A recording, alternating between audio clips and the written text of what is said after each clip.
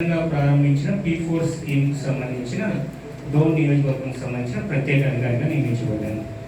So దీంట్లో ఏంటంటే మీరు గత 2-3 నెలలుగా వింటూ ఉన్నారు.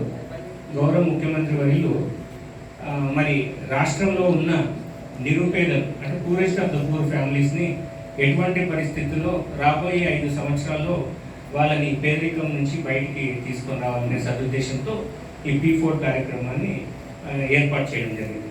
దీనికి సంబంధించి ప్రభుత్వం అనేక రకాలైన కార్యక్రమాలు తీసుకొని వస్తుంది, వాళ్ళకు అండగా ఉంటుంది, కమ్యూనిటీ వర్క్స్ చేయడం జరుగుతుంది, అదేవిధంగా వెల్ఫేర్ స్కీమ్స్ కూడా వాళ్ళకు అందజేయడం జరుగుతుంది. అంటే పెన్షన్స్ అయితేనేమి లేకపోతే తల్లికి వందనము ఇలాంటి కార్యక్రమాలన్నీ కూడా మనం ముందుకు తీసుకున్నారు వచ్చారు.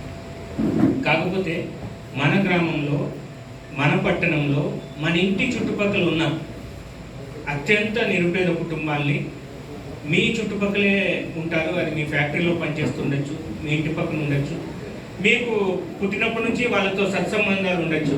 సో వాళ్ళకి చాలా రకాల ఇబ్బందులు పడుతూ ఉండొచ్చు. అంటే ఆరోగ్యపరంగా వాళ్ళ ఇంట్లో క్రానిక్ డిసీజెస్ వచ్చి ఇబ్బంది పడుతూ ఉండొచ్చు, చదువు చదివించుకోలేకుండా ఉండొచ్చు.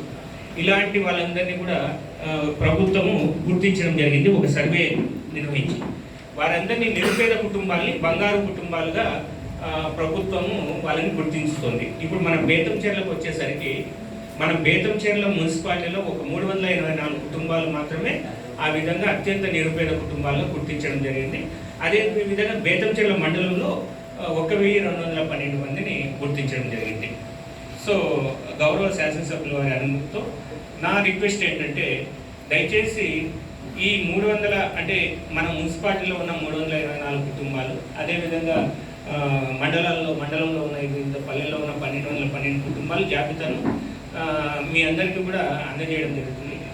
మీ కాలనీలో కానీ మీ ఫ్యాక్టరీలలో కానీ మీ చుట్టుపక్కల ప్రాంతాల్లో ఉన్న వాళ్ళని మీరు దత్తత తీసుకోగలిగితే, సో గౌరవ ముఖ్యమంత్రి వర్యులు ఏదైతే స్వర్ణాంధ్ర 2047 విజన్ ఏదైతే ఉందో దానికి మనందరము తోడ్పాటు అందించిన వాళ్ళం అవుతాం.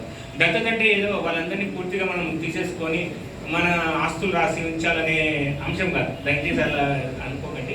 అనేక రకాలైన చిన్న అంటే ప్రభుత్వం ద్వారా చాలా కార్యక్రమాలు జరుగుతుంటాయి, వాళ్ళ దృష్టికి రాకపోయిండొచ్చు. అలాంటప్పుడు ఆఫీసర్స్తో మనం మాట్లాడి ఇట్లా వీళ్ళు ఇబ్బంది పడుతున్నారు, మీరు వచ్చి సహాయం చేయండి అంటే మామూలు పరిస్థితుల్లో వాళ్ళ వరకు యంత్రాంగం వెళ్ళకపోయినా మీరు చెప్పినప్పుడు వెంటనే యంత్రాంగం స్పందించి వాళ్ళ కార్యక్రమాలని వాళ్ళ అవసరాలను తీర్చేదానికి అవకాశం ఉంటుంది. ఒక రకంగా అత్యవసరంగా ఏదైనా హాస్పిటల్ చేర్పించినప్పుడు చిన్న సహాయాలు చేయడానికి మనం ముందుండేదానికి అవకాశం ఉంటుంది, వాళ్ళందరికీ మనోధైర్యం కల్పించేదానికి అవకాశం ఉంటుంది.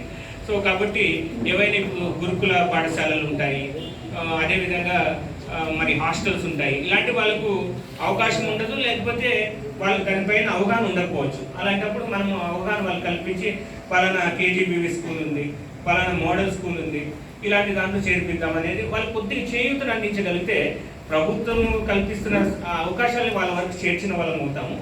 సో అదేవిధంగా వాళ్ళకు ఏమైనా అత్యంత కష్టాలు ఉన్నప్పుడు మనం ఆ సందర్భంలో వాళ్ళకు సహాయ సహకారంగా నిలబడితే మనోధైర్యంగా ఉండి వాళ్ళ జీవితాలు ఆనందమయంగా ఉండేదానికి అవకాశం ఉంటుంది. సో దయచేసి ఫ్యాక్టరీ ఓనర్స్ అందరికీ నాకు పిలుపు ఏంటంటే మన గౌరవ శాసనసభ్యుల వారి అనుమతి మేరకు ప్రతి ఒక్కరు కూడా ఈ కార్యక్రమాన్ని గౌరవ ముఖ్యమంత్రి వారు ఏదైతే ఈ P4 స్కీమ్ ప్రతిష్టాత్మకంగా తీసుకుంటున్నారో దేశంలోనే ఇలాంటి ఆలోచన ఎక్కడ లేదు. అంటే ఒక 10% ధనికులు 20% అట్టడుగున ఉన్న పేదవాళ్ళని సహాయం చేస్తే బాగుంటుంది, చేయూతను అందిస్తే బాగుంటుంది అనేది ఉంది. కాబట్టి దయచేసి ఇది దృష్టిలో పెట్టుకుని ప్రతి ఒక్కరు ముందుకు వచ్చి ఈ కార్యక్రమంలో తమ వంతు సాయం చేసి కొన్ని కుటుంబాన్ని ఒక 5 కుటుంబాలు 10 కుటుంబాలు మీరు దత్తత తీసుకోగలిగితే ఖచ్చితంగా మనము చిన్న మార్పులే పెద్ద మార్పుగా వచ్చేదానికి అవకాశం ఉంటుంది. కాబట్టి ఈ కార్యక్రమం మీరందరూ కూడా పాల్గొనవలసిందిగా భాగస్వామ్యం కావాల్సిందిగా కోరుతున్నాను.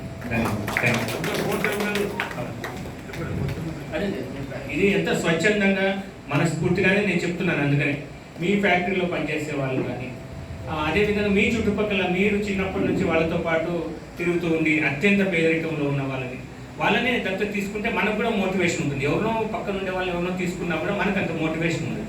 సో మన వాళ్ళనే మనం దత్తత తీసుకోగలిగితే ఖచ్చితంగా మనము గవర్నమెంట్ ఏ ఆలోచనతో అయితే ఉందో ఆ ప్రభుత్వ ఆలోచనలకు అనుగుణంగా మనం ముందుకు పోయేదానికి అవకాశం ఉంటుంది. మున్సిపల్ కమిషనర్ కానీ ఎంపీడీఓ కానీ పంచాయతీ కార్యదర్శులు కానీ మిమ్మల్ని సంప్రదించడం జరుగుతుంది.